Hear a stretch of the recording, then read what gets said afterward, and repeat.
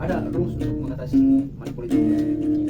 Kalau saya secara pribadi itu memandang bahwa ini sebenarnya tanggung jawab partai, kan.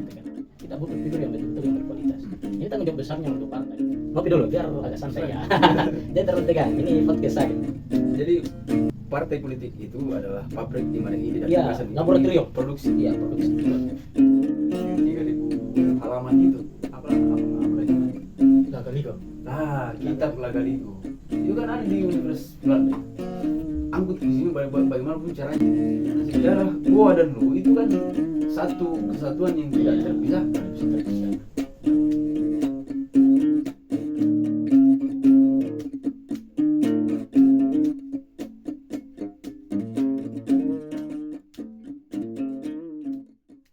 Saya mau kalau Bung Denal perhatikan memproyeksikan akan seperti apa kabupaten gua ke depan itu seperti apa. Kalau saya itu tadi di bidang literasi politik dan budaya serta peninggalan sejarah yang bisa jadikan kita sebagai kabupaten yang besar Ya. dan punya nyali lah. Kalau Bung seperti apa ke depan? Ya, kalau saya penilaian ada pada pemuda. Majunya suatu daerah itu ada di tangan pemuda. Ya. Karena kenapa? Pemuda itu kan sebenarnya aset dia. Hmm. Pemuda itu adalah sebagai simbolis regenerasi bangsa. Pemuda itu sebagai bentuk stafet kepemimpinan selanjutnya. Kalau pemudanya kita di Goa sakit, maka daerahnya kita akan pasti sakit. Nah, untuk bagaimana melihat 10 tahun, 20 tahun Kabupaten Goa ini ada pada tangan pemuda. Artinya betul yang kita bilang tadi bahwa pemimpin nanti berikutnya ini harus betul-betul memperhatikan pemudanya. Artinya diberikan ruang sepenuhnya untuk dilibatkan seperti apa pemahaman pemuda-pemuda yang ada di Kabupaten Goa. Tentunya tadi yang kita bilang bahwa pemuda harus juga punya fungsi untuk kelestarian budaya. Yeah. Nah, kita sekarang kalau bicara tentang Kabupaten Goa, memang namanya saja Goa bersejarah, tapi daripada itu adanya doktrinasi sosial media, maka terkikislah demi sedikit itu kerepan-kerepan lokalnya kita tersendiri. Artinya memang ada suatu ruang atau suatu wadah untuk memunculkan lagi itu seperti apa budaya-budaya kita atau adat istiadatnya kita di Kabupaten Goa. Nah, tentu memang pemuda harus memahami itu. Jadi kalau kita mau lihat kondisinya Kabupaten Goa 10 tahun, 20 tahun kemudian, ya itu yang saya bilang tadi. Kita lihat apa yang diperbuat oleh pemudanya kita. Tentunya kalau pemimpinnya baik, maka semua pemuda harus dirangkul. Jangan dibiarkan bahwa pemuda si A, si B itu jahat, tapi walaupun dia jahat, kita tetap rangkul karena dia bagian dari putra Kabupaten Goa itu. Itu yang poin pertama. Jadi yang kedua, pemimpin bijak itu ketika dia selalu memikirkan seperti apa nasibnya kita ke depan. Kalau dia hanya memikirkan dirinya sendiri, maka tidak bisa kita yakinkan bahwa Kabupaten Goa ini maju 10 tahun, 20 tahun kemudian. Jadi memang pemimpin itu menjadikan tongkat untuk merangkul semua orang-orang yang ada di Kabupaten Goa, khususnya tokoh pemuda, tokoh agama, tokoh perempuan dan lain-lain. Kalau misalnya pemimpin kita tidak bijaksana memutuskan itu, ya saya rasa kita tidak bisa sebutkan pemimpin, tapi saya bisa menganggap bahwa dia adalah bos. Jadi beda itu pemimpin dengan bos ya. Beda. Karena bos itu ya hanya keputusan secara individual, tapi kalau pemimpin itu dia berpikir secara universal untuk merangkul orang-orang yang banyak.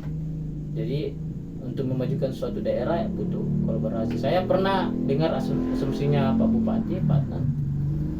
Ini bukan keberhasilan saya sendiri, tapi ini adalah keberhasilan kita semua karena di dalam ada namanya sinergi, bersinergi dan kemudian ada kolaborasi. Sehingga apa menjadi harapannya Pak Adnan itu ya mampu diselesaikan. Tapi saya tidak tahu apakah di mana keberhasilannya Pak Adnan selama dia menjabat. Nah, kalau kita lihat apalagi di khususnya dataran tinggi ya butuh perhatian. Butuh perhatian. Dataran tinggi dalam hal ini banyak sekali yang harus kita. Semuanya Tompo Bulu, Iya, Biring banyak. Bulu, Bontang Empangan. Termasuk Tinggi Moncong. Tinggi Moncong ke atas. Iya. Tombol banyak yang kita mau butuh perhatikan. Bung belum melihat Belum apa melihat keberhasilan apa keberhasilan dari Pak Bupati, Pak itu Bupati sendiri. Bupati Goa. Nah, saya ini merasakan karena saya ada di lapangan. Ternyata Betul. kondisi di dataran tinggi itu butuh perhatian. Sepakat. Baik di segi SDM-nya, kemudian baik di segi perekonomian, terus pemberdayaan, ya banyak sekali sih yang kita mau. Harusnya semua stakeholder itu yang ada di Kabupaten Goa harus dimusyawarahkan kembali, sehingga kita undang semua tokoh-tokoh lembaga atau tokoh-tokoh pemuda, kita bicarakan apa sih terobosannya kita ini, sehingga tidak ada lagi kalau orang bilang itu dalam negara tidak ada lagi dianaktirikan kan, artinya semua kita rangkul begitu kira-kira Kak Gatot. Menarik Menarik sekali. bahwa saya kutip tadi Bung mengatakan bahwa sejauh ini saya belum melihat keberhasilan dari Pak Bupati Goa, Adnan, which is 30 tahun terakhir ini klan Yassin Limpo berkuasa. Ya. Itu kalau kita mau fair atau adil dan bijak menanggapi hasil dari pemerintahan beliau ini, itu praktis bisa kita katakan tidak ada yang menjadi betul-betul terobosan. Ya. Ada satu sebenarnya sih yang bagus, terobosannya Pak Ihsan dulu almarhum tuh. Tapi dalam bidang pendidikan. Ya, saya masih ingat itu. Yang apa lagi namanya? Sekolah gratis ya. Masuk itu. Sekolah gratis dan kurikulumnya itu kurikulum kelas tuntas berkelanjutan itu. Iya. Sistem SKTB. KTB. Namanya, sistem kelas tuntas berkelanjutan. Itu bagus sebenarnya. Match ini dengan gagasannya Nadiem Makarim, Menteri Pendidikan sekarang itu, yang konsep belajar Merdeka Belajar itu. Merdeka Belajar. Kurikulum Merdeka Belajar ini match ini dengan kurikulum sistem kelas tuntas berkelanjutan. Nah ini harusnya Pak Bupati dan DPRD Kabupaten Goa itu perhatikan itu. Toh ada konsep yang bagus dari almarhum kemarin. Itu yang tidak, sebenarnya banyak konsep kayak SPAS, Sanggar Pendidikan Anak Soleh. Itu kan mandat semua tuh. Beberapa tahun setelah dicanangkan oleh almarhum Pak Bupati Pak Ihsan dulu, itu mandat kayak sampai sekarang tidak ada. Seandainya itu dirawat semua itu kan bagus gitu. Kemudian di Kabupaten Goa itu kan tidak ada kayak semacam Islamic Center, tidak ada pusat pendidikan Islam tuh, tidak ada yang mengontrol betul-betul kontrol ini, tidak ada kebijakan yang memang betul-betul konsennya itu misal di bidang keagamaan, tidak ada kayak Islamic Centernya yang menjadi role model yang mengontrol semua aktivitas keagamaan itu. Tidak ada kebijakan yang memvitalkan itu. Iya. Tidak ada. Jadi mesti ada muncul satu kebijakan, terobosan kebijakan yang bagus lah nantinya ini. Toh? Semoga. Nah, saya kembali tadi bahwa saya belum melihat keberhasilan Pak Adnan selama menjabat Bupati Goa. Padahal kalau secara narasi-narasi yang beliau sampaikan itu di sambutan, di pidatonya dan lain-lain, itu terlihat memang Pak Adnan punya wawasan. Iya, sebenarnya. punya wawasan. Tapi dalam eksekusinya itu apa yang menyebabkan itu? Ya mungkin kalau secara eksekutif Pak Adnan mampu melakukan kebijakan yang bijak ya, tapi kita lihat sampai ke akar rumputnya, apakah dia jalankan atau seperti apa. Nah contohnya saja kalau dalam konteks musrembang ya, musrembang itu ketika dilakukan musrembang, saya rasa semua tokoh-tokoh yang ada dalam desa itu harus dilibatkan. Bahkan saya melihat pernah cuman duduk diam, berdiskusi tapi tidak ada hasil yang konkret yang dia bangun. Itu yang kita rasakan, sehingga pemuda ini dikucilkan dalam hal-hal seperti itu. Harusnya dilibatkan sehingga semua aspirasi itu dimasukkan dalam musrembang itu, nanti kita sepakati apa yang menjadi kesepakatan pemuda dengan birokrasi itu sendiri, sehingga ada kolaborasi di dalamnya. Nah itu ya, kalau saya rasa bicara tentang kebijakan pandan, secara penilaian saya bagus, tapi yang kita lihat ini secara akar rumput, apakah dia melanjutkan kebijakan itu atau seperti apa. Nah contoh kecilnya itu yang saya bilang tadi, musrembang itu, apakah beberapa desa itu dilibatkan pemuda atau seperti apa. Jangan sampai hanya internalnya saja yang dia libatkan, sehingga kita tidak tahu informasinya. Apakah memang juga biasa pemuda itu dipanggil dalam musrembang tapi pemudanya juga apatis. Bisa jadi bahan pertimbangan kan, sehingga kita juga tidak bisa salahkan bahwa pemerintah setempat, khususnya di desa, kecamatan dan kabupaten, kita sudah libatkan tapi mereka tak mampu membicarakan hal seperti itu. Jadi memang pemuda harus butuh keberanian untuk mengkritik, dan pemerintah harus menerima itu. Nah saya bilang jangan jadi pemerintah kalau tidak mau dikritik. Di situ kan konkret pembicaraannya. Kalau kita takut dikritik, maka tinggalkan dunia-dunia pemerintah seperti itu, atau bisa jadi kita mengundurkan diri saja kan. Karena kritik itu adalah suatu bangunan, sehingga kita introspeksi diri bahwa betul yang dikatakan oleh teman-teman atau pemuda-pemuda yang itu, sehingga kita mampu mengevaluasi dalam internalnya kita. Kalau baru dikritik, besok lusa saya diculik lah, besok lusa itu seperti yang diancam lah, ya bagi saya jangan jadi pemerintah kalau tidak mau dikritik seperti itu. Jadi kalau persoalan culik-menculikan kita sudah Iya, artinya bukan melewati tahapan-tahapan ya, itulah. sering kita lakukan itu, dan sering kita dapatkan itu. Alami waktu masa-masa. Iya, masa-masa mahasiswa sering kita lakukan itu, sering kita juga dikerjain dan seperti apa. Sering ditembak pakai gas air mata. Iya. Tapi kan pemimpin yang baik itu kalau dia menerima kritik, sehingga kritik yang itu dijadikan pertimbangan kan. Pemerintah yang bijak itu tidak anti kritik. Iya, gitu. betul. Jadi Saya selalu menulis itu di media sosial Kak Kato. Saya bilang simpel saja tulisan saya, kalau Anda tidak mau jadi pemerintah ya tinggalkan, mengundurkan diri kalau takut dikritik. Ya baru kritik sepele ya dikatakan ya, ini orang jadi lawan saya. Jangan. Bagi saya itu kritik itu kan ya, semua aspirasi orang itu harus kita terima. iya. Jadi aspirasi dari bawah itu kita musyawarahkan kembali dalam internalnya, baik di eksekutif maupun di legislatif, bicarakan. Karena kalian itu pemberi solusi, bukan pemberi menjustis orang bahwa kamu adalah lawan saya. Jangan. Jadi kalau ada pemimpin, pemerintah ataupun teman-teman di DPR, DPRD itu anti kritik, itu kemudian tidak menyukai kritikan dari masyarakat, berarti masih perlu dikader ulang. Iya. Kenapa saya katakan harus dikader ulang? Karena mestinya kan mereka sudah tuntas di dalam pembahasan tentang republik. Ya betul.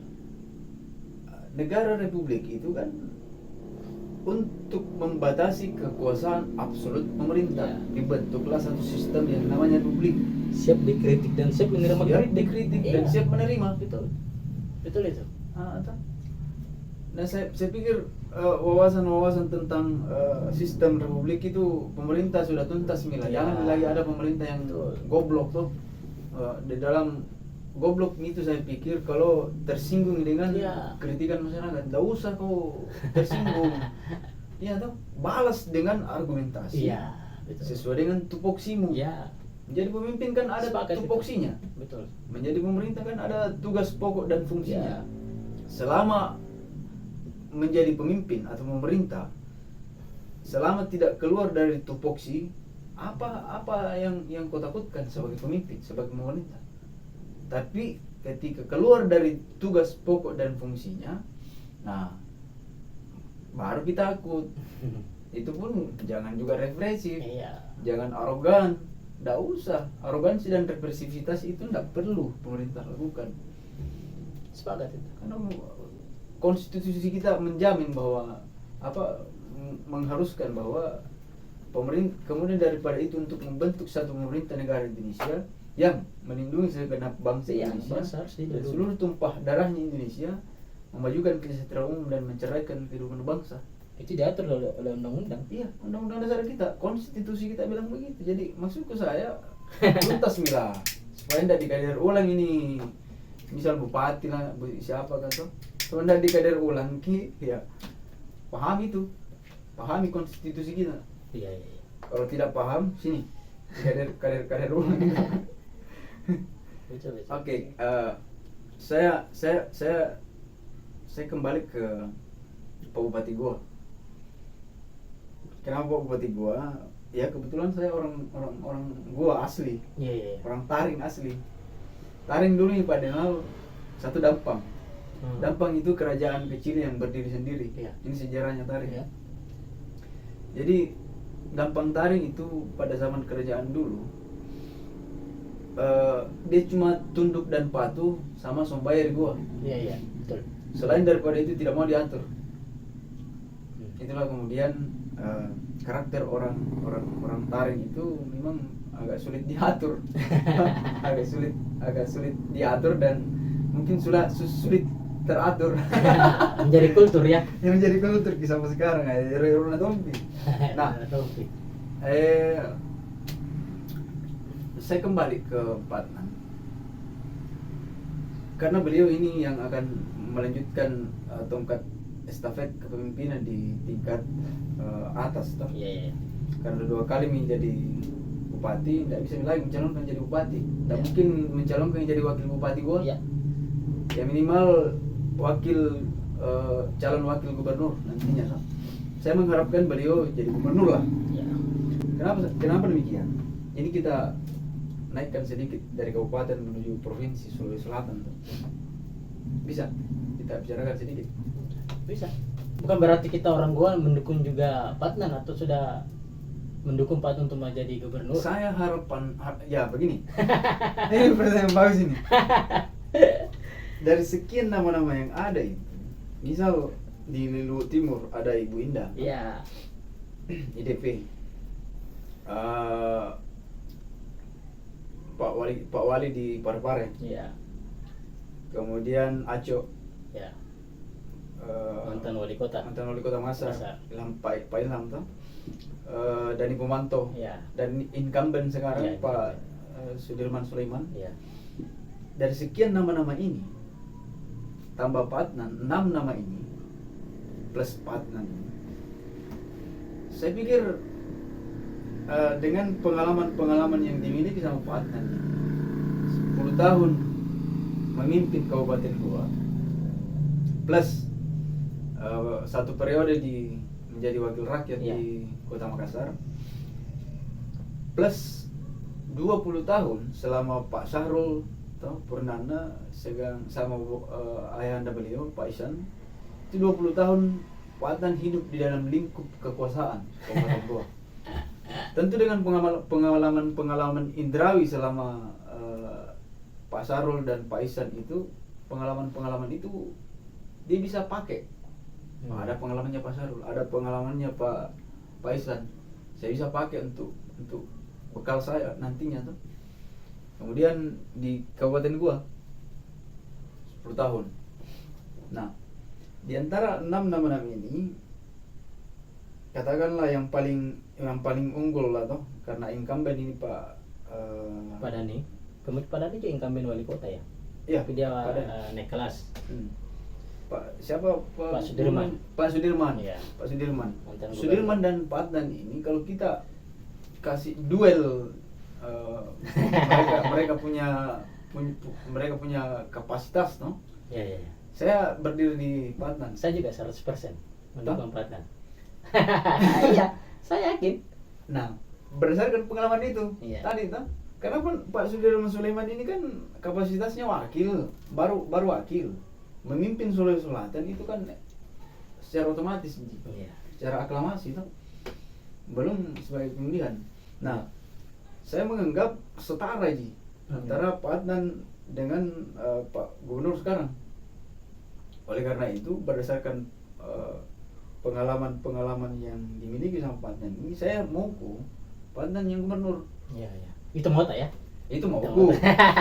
Kalau ini, nah kenapa demikian? Karena kapasitas yang lain ini memang kapasitas wakil ji.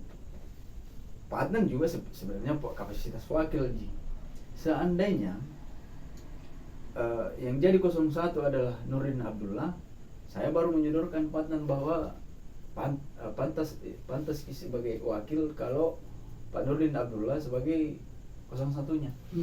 Nah, kenapa saya bahas ini? Karena berjenjang kita punya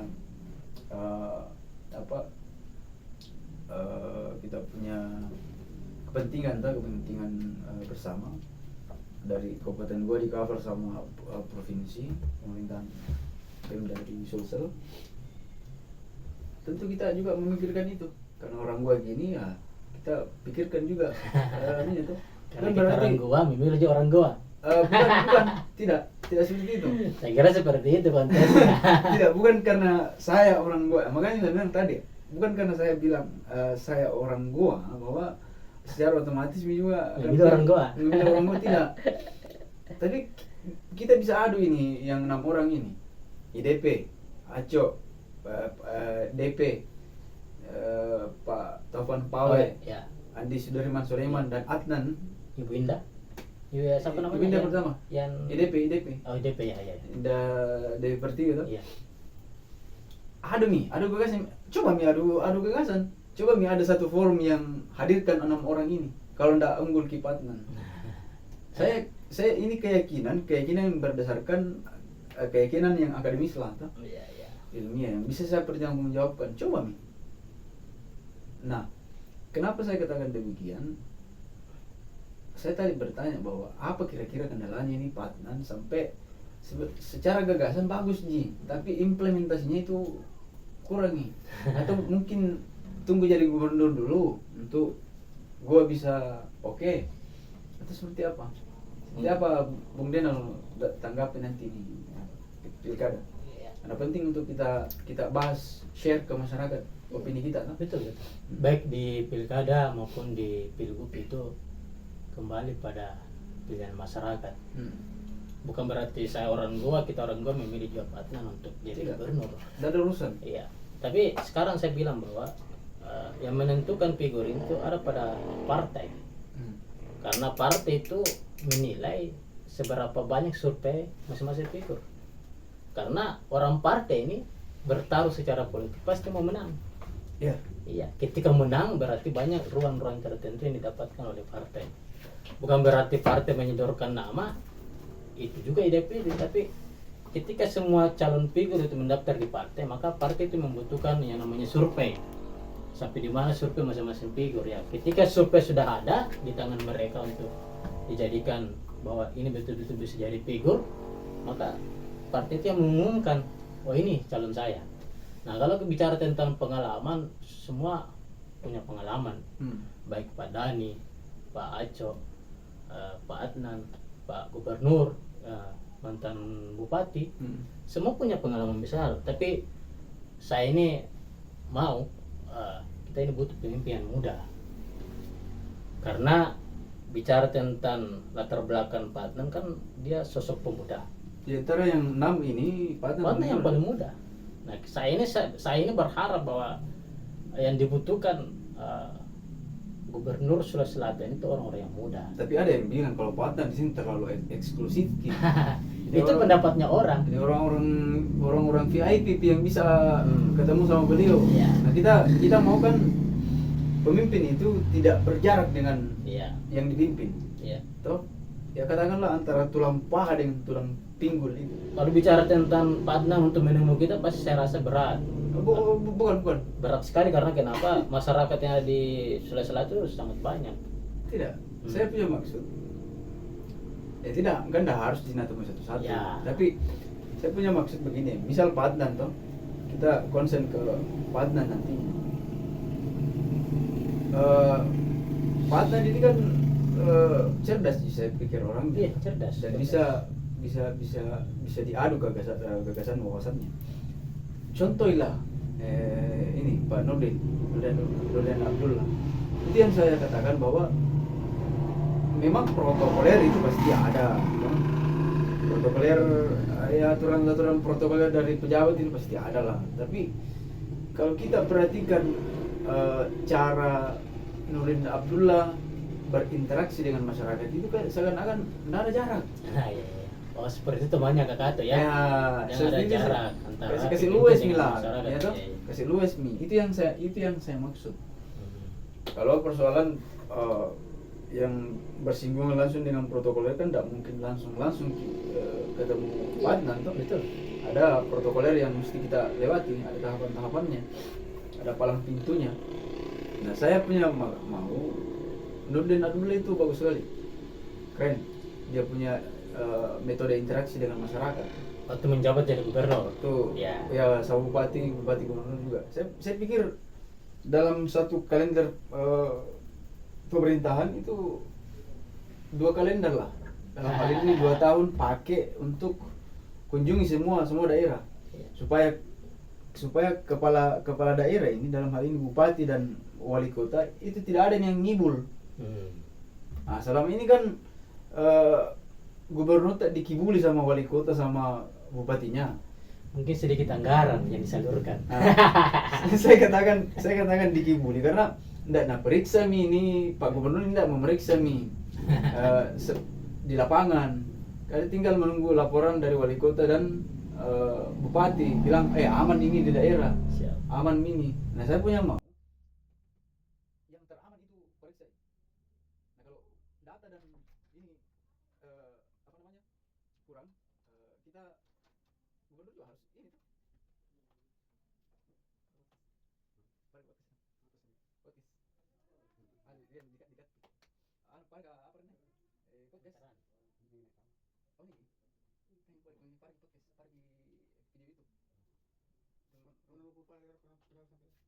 Nampak wawancara Pak Desa. Calon kepala desa. Bukan, Denai. Calon kepala desa yang kayaknya mau lalu nanti Pak Desa. Ya kan aja. Kalau dapat sedang kerja juga. Masih malu kita. Kalau dapat sedang kerja. Masih malu saja karena kita tidur. Itu kan cuma ini tanya ada kalau siap enggak sudah tanya. Sudah menghubungkan juga ini. Closing statement dulu kita. Dari kode. Oke, kita lanjut. Menarik, sangat menarik pembicaraan kita tadi. Bung, masih ada yang perlu kita apa yang mau Bung Denal sampaikan? Saya rasakan di tahun 2024 Pilcaleg kan sudah selesai. Ya. Saya sebagai pemuda berharap bahwa kerjakan sesuai tugas dan pokoknya. Artinya utamakan kepentingan rakyat. Jangan ketika ada rapat-rapat paripurna itu tidak dibicarakan apa menjadi problem akar rumput, sehingga tidak ada hasil yang kita mampu kerjakan untuk mensejahterakan masyarakat. Karena kebijakan tertinggi itu ada pada wakil rakyat legislatif, karena dia yang selalu menyampaikan soal keluhan-keluhan masyarakat. Nah, kemudian nanti ini ada momen juga di bulan 9 ya, bulan 11 Kayaknya November ya, akan ada juga pesta demokrasi, yaitu pemilihan gubernur, kemudian pemilihan pilkada khususnya Kabupaten Goa ya. Kami juga berharap yang saya bilang tadi, pilih pemimpin yang paham tentang sejarah Goa, kemudian pilih pemimpin yang betul-betul yang punya kapasitas yang kualitasnya yang baik. Sebut biaya di siapa? Wah, kalau untuk menyebut itu sampai hari ini saya belum bisa menentukan siapa yang saya mampu menentukan politik saya. Ya. Sehingga 3 calon ini sangat baik semua putra terbaik di Kabupaten Goa. Tentunya yang saya bilang tadi itu pemimpin yang betul-betul paham tentang sejarah Goa, ya itu yang kita pilih. Kalau dia belum paham, maka wajib hukumnya figur ini harus didudukan dan semua petinggi-petinggi baik pemuda, tokoh-tokoh masyarakat, tokoh adat itu melakukan musyawarah. Kenapa?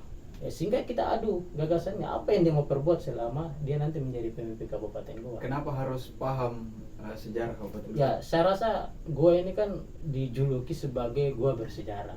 Ya. Nah, apalagi kan ada doktrin modern ya, doktrin modern yang dinamakan hegemoni teknologi. Nah, saya rasa hadirnya teknologi canggih ini, ya itu sedikit demi sedikit terkikis kelestarian budaya kita Kabupaten Goa. Tentunya kita ini sebagai pemuda yang paham, yang peka terkait soal itu, ya kita harus berikan contoh yang baik bahwa tinggalkan dunia seperti ini, kita munculkan apa yang menjadi sejarah-sejarah yang ada di Kabupaten Goa. Banyak yang kita mau bicarakan sebenarnya. Kalau bicara tentang sejarah Goa itu terkikis demi sedikit. Artinya kelestarian kita ini akan punah ketika tidak ada lagi yang peka terhadap itu. Ya, jadi kita sebagai pemuda itu kan condong pada kepekaannya, kepeduliannya, dan berani melakukan, berani juga bertanggung jawab, seperti itu Kak. Jadi penting untuk membangun Kabupaten Goa ini melalui sarana budaya, Iya. culture. Oke. Sebelum kita akhiri, ada closing statement dari Bung Denal. Anak bangsa dimanapun Anda berada, khususnya di Kabupaten Goa, baik di dataran rendah maupun dataran tinggi, saya sebagai pemuda, jangan pernah kita sekali-sekali tidak paham tentang politik. Kenapa? Bagi saya itu politik itu adalah ruang yang besar untuk menentukan nasib kita. Harga barang, harga ini, harga itu ditentukan oleh hak politik. Jadi saya harap kepada seluruh pemuda di Kabupaten Goa harus melek politik. Jangan bawa politik itu adalah kotor, tetapi kita harus terjun langsung untuk memahami seperti apa itu politik. Karena bagi saya, pemahaman saya selama saya membaca buku itu, Kak Kato, politik itu adalah kekuasaan. Biarpun kita baca buku A, buku B, buku C, pasti ujungnya politik adalah kekuasaan. Tergantung kekuasaan itu kita mau bawa kemana. Apakah kekuasaan untuk memperkaya diri, ataukah kekuasaan itu kita harus mensejahterakan masyarakat yang ada di Kabupaten Goa. Saya rasa seperti itu closing statement saya. Semoga di tahun 2024 ini wakil rakyat kita betul-betul bijak, kemudian pemimpin Kabupaten Goa juga bijak untuk melakukan tindakan-tindakan yang mampu memakmurkan masyarakat yang ada di Kabupaten Goa. Sekian. Oke, itu closing statement dari Bung Denal. Oke, terima kasih teman-teman atas atensinya. Terima kasih Bung Denal. Kita akan ketemu lagi di podcast selanjutnya. Oke, jadi suatu ketika John Franklin Kennedy, Presiden Amerika Serikat pada yang sezaman dengan Bung Karno, satu waktu mengatakan bahwa jika politik itu kotor, maka puisi akan membersihkannya. Jika politik itu bengkok, maka sastra akan meluruskannya. Saya Ato Pramudyanto, sampai jumpa teman-teman.